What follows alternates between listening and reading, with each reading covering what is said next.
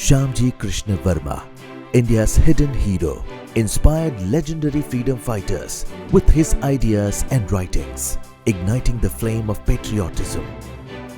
In his honor stands Kranti Tirth, a memorial where his ashes rest, in an exact replica of the iconic India House, featuring light and sound shows, interactive digital displays, Viranjali Gallery with life-sized exhibits, all of which reveal Shyamji Krishna Verma's legacy and unlock India's hidden chapters of independence. Visit Kranti Tirth and experience history come alive. नमस्ते and welcome back to the channel. ये छोटा सा video आपने जो अभी देखा ना, उसके लिए we are thankful to GMDC यानी कि गुजरात माइनिंग डेवलपमेंट कॉरपोरेशन, क्योंकि आज का जो व्लॉग है वो मांडवी में बनाए गए क्रांति तीर्थ के बारे में है, श्यामजी कृष्ण वर्मा के बारे में है, जो रिनोवेशन के बाद बिल्कुल अलग रूप में है और काफी सुंदर भी है, और GMDC द्वारा इसका संचालन हो रहा है।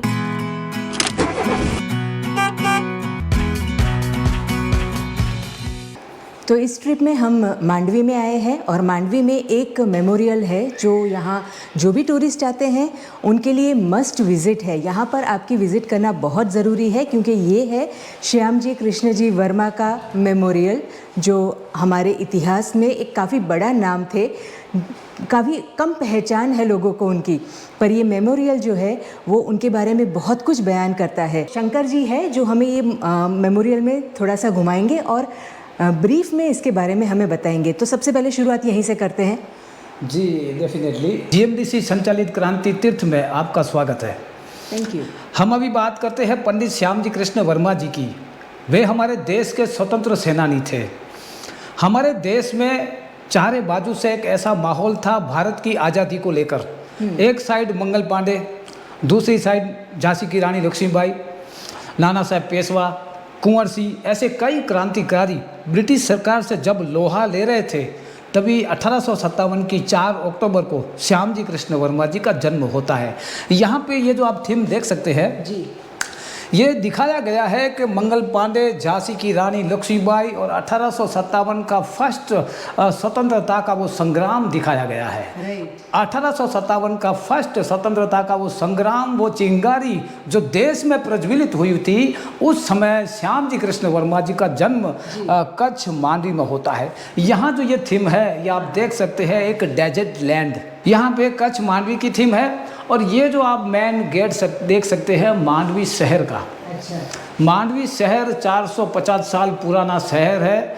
आज से 450 साल पहले मांडवी शहर जो है वो 84 कंट्रियों से बिजनेस करता था। बहुत बड़ा मांडवी में एक बंदरगाह हुआ करता था। तो शुरुआती हिस्सा हमने देखा, अब हम थोड़ा सा अंदर आए हैं, तो अब यहाँ के बारे में आगे घूमते हुए सारी जानकारी लेते हैं। जी आप देख सकते हैं श्यामजी कृष्ण वर्मा जी का जहाँ जन्म हुआ था वो कच्छ मांडवी शहर का लिमरावाड़ी गली में ये मकान आया हुआ है। आगे की जो अभ्यास के लिए वो भुज जाते हैं और भुज में श्यामजी कृष्ण वर्मा प्रथम नंबर के विद्यार्थी साबित हो जाते हैं, मेधावी छात्र साबित होते हैं। तो वहाँ मथुरा दास लवजी नाम के सेठ से विद्वान थे, वो श्यामजी कृष्ण वर्मा जी की प्रतिभा से वाकिफ हो जाते हैं। तो वो उनको आगे स्कॉलरशिप देने का कार्य करते हैं और आगे जो है श्यामजी मांडवी से भुज और भुज से मुंबई जाते हैं। बिल्कुल, ये मुंबई की विल्सन स्कूल में श्यामजी कृष्ण वर्मा जी को शिष्यवृत्ति मिलती है और एडमिशन होता है। जब एल्फिस्टन कॉलेज में पढ़ते हैं तो इनके एक मित्र बन जाते हैं रामदास नाम के व्यक्ति। वो बहुत बड़े उद्योगपति के बेटे थे। उनके फादर थे छबिलदास भाटिया, वो बहुत बड़े मुंबई के जाने माने बिजनेसमैन थे। वो रामदास को प्रश्न करते हैं कि आपकी कॉलेज में फर्स्ट नंबर किसका आता है? तो रामदास कहता है कि कच्छ से आया हुआ एक लड़का है, कि क्या नाम है? तो बोलता है कि श्यामजी कृष्ण वर्मा। तो छबिलदास जी बोलते हैं कि कभी इनको अपने घर पे बुलाया करो चाय पानी के लिए और मेरा भी परिचय कराओ। शेर छबिलदास भाटिया, रामदास एंड श्यामजी। और छबिलदास की एक बेटी थी जिनका नाम था भानुमति। छबिलदास जी फिर सोचते हैं कि क्यों ना इतना मेधावी छात्र है, मेरा जमाई बन जाए। आगे आप देखेंगे भानुमति और श्यामजी का विवाह होता है। और जब ये हम घूम रहे हैं तो मैंने नोटिस किया कि यहाँ पर जो ये बनाया हुआ है सब, वो लिटरली आपको एकदम लाइव लगेगा, आपकी हाथ की नसें, चेहरे की झुर्रियाँ सब आप उसे बहुत अच्छे से महसूस भी कर पाएंगे, देख भी पाएंगे। तो ये जगह की विज़िट एक बार अगर आप मांडवी आते हैं तो ज़रूर बनती है। तो पंडित श्याम जी कृष्ण जी वर्मा के जो शादी है वहाँ तक हम पहुँच गए हैं। अब शंकर जी यहाँ से आगे बताइए। श्याम जी कृष्ण वर्मा जी और रामदास मित्र के साथ साथ जीजा और साले का भी एक संबंध बन जाता है। तो छबिलदास भाटिया के वहाँ एक इतने बड़े विद्वान स्वामी दयानंद सरस्वती अक्सर आया करते थे उनके गेस्ट बनके। तो अतिथि के तौर पे रामदास श्याम जी कृष्ण वर्मा जी को बुलाते हैं कि आज हमारे घर पे एक इतने बड़े विद्वान आने वाले हैं स्वामी दयानंद सरस्वती, आप आइए, मैं आपको इनसे परिचय करवाता हूँ। और श्याम जी कृष्ण वर्मा जी आर्य समाज से प्रभावित हुए और आगे आर्य समाज ये ज्वाइन करते हैं। यहाँ पे 10 अप्रैल 1875 में स्वामी दयानंद सरस्वती जी ने आर्य समाज की स्थापना की। तो ये फर्स्ट वाला ग्रुप है जो आर्य समाज का। श्याम जी कृष्ण वर्मा जी संस्कृत भाषा में तो विद्वान थे ही, और श्याम जी कृष्ण वर्मा जी को उन्होंने 1877 में पंडित जी का टाइटल दिया गया। यहाँ पे आप काशी के पंडित श्याम जी कृष्ण वर्मा जी को पंडित जी का टाइटल देते हैं, वो थीम दिखाई गई है।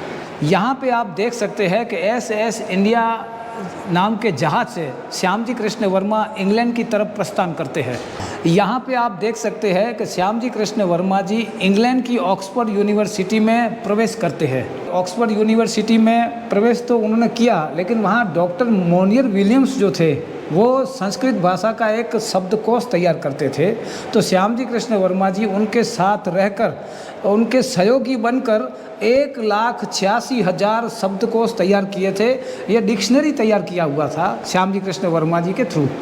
जैसे भारत में रोटरी क्लब है, उसी तरह इंग्लैंड में एक एम्पायर क्लब हुआ करता था। वहाँ बड़े बड़े उद्योगपति या उनके बेटे वो एम्पायर क्लब के सदस्य बनते हैं। लेकिन यहाँ आप देख सकते हैं श्याम जी कृष्ण वर्मा जी ने अपना स्टेटस इतना हाई कर लिया था कि वहाँ के सदस्य बने थे।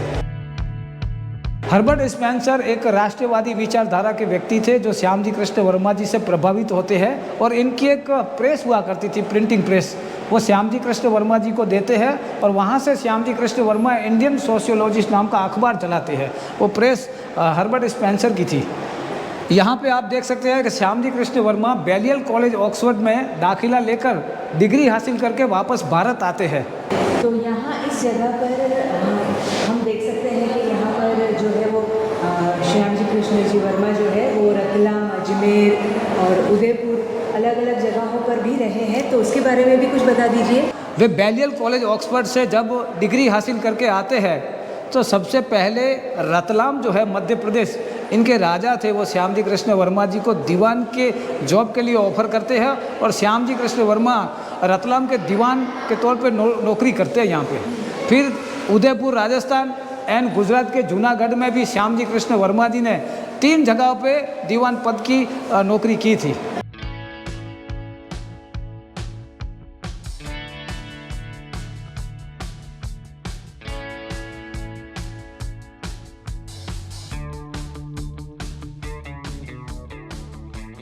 तो इस मेमोरियल का ये आखिरी हिस्सा है जहाँ पर अभी हम खड़े हैं, तो इसके बारे में भी हम जान लेते हैं। यहाँ पे श्याम जी कृष्ण वर्मा जी का वापस इंग्लैंड की तरफ जाना होता है।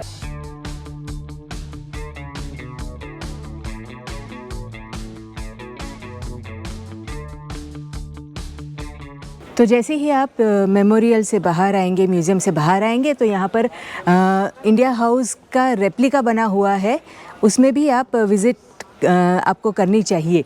क्यों करनी चाहिए, अंदर क्या क्या है? मैडम आपने बहुत अच्छी बात बताई। ये इंडिया हाउस जो है वो मेन हमारी आज़ादी का सबसे बड़ा पिलर है। इंडिया हाउस जो है 1905 की 1 जुलाई को श्याम जी कृष्ण वर्मा जी ने एक तैयार मकान खरीदा। उसी मकान का नाम रखा भारत भवन, यानी कि इंडिया हाउस। ये क्रांतिकारियों का गढ़ हुआ करता था। इसी इंडिया हाउस के भीतर हमारी मातृभूमि की आज़ादी की जंग की योजनाएं बनाई जाती थी। श्याम जी कृष्ण वर्मा, वीर सावरकर, मैडम भिखाईजी कामा, लाला हरदयाल, सरदार सिंह राणा, ऐसे असंख्य क्रांतिकारी मातृभूमि की आज़ादी के लिए इंडिया हाउस में अंग्रेजों की छाती पे बैठ के वहाँ से ही रणनीति तैयार की जाती थी। ये गैलरी, सेकंड गैलरी जो है वो इंडिया हाउस है, और इंडिया हाउस हमें अवश्य देखना चाहिए।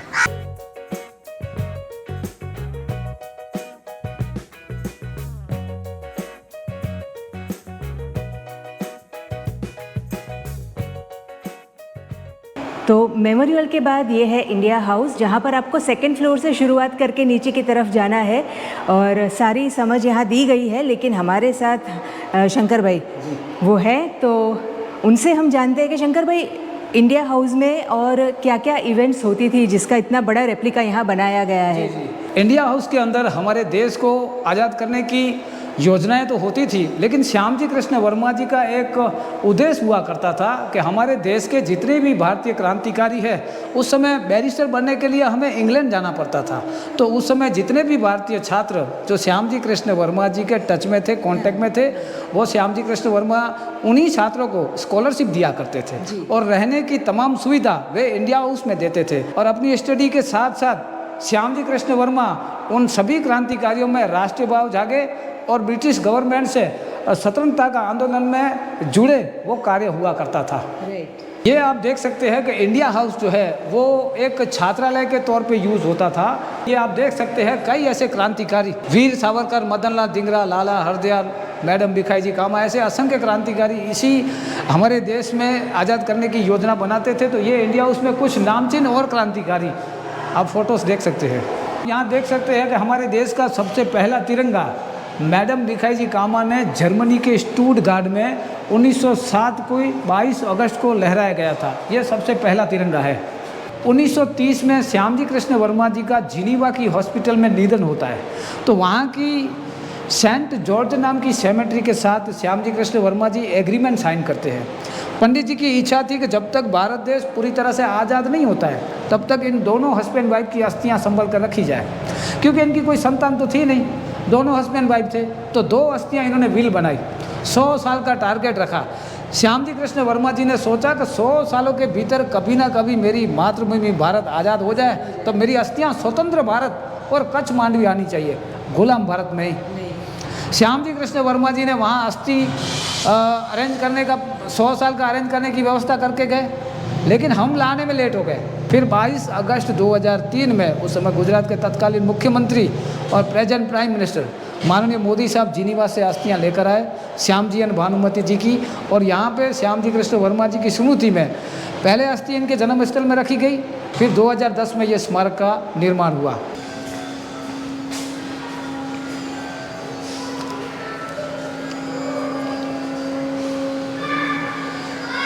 यहाँ अस्थि कलश आप देख सकते हैं, ये पंडित श्याम जी कृष्ण वर्मा जी की अस्थियाँ हैं और इनके बाजू में श्रीमती भानुमति जी की अस्थियाँ हैं। 1930 में पंडित जी का निधन हुआ और 1933 में श्रीमती भानुमति जी का निधन हुआ।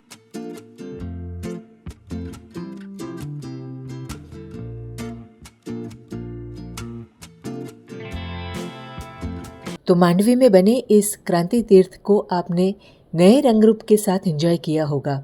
ये वीडियो अच्छा लगा हो तो लाइक ज़रूर करिएगा और चैनल पर पहली बार आए हैं तो सब्सक्राइब ज़रूर कर दीजिएगा। तो फिर मुलाकात एक नई जगह के साथ।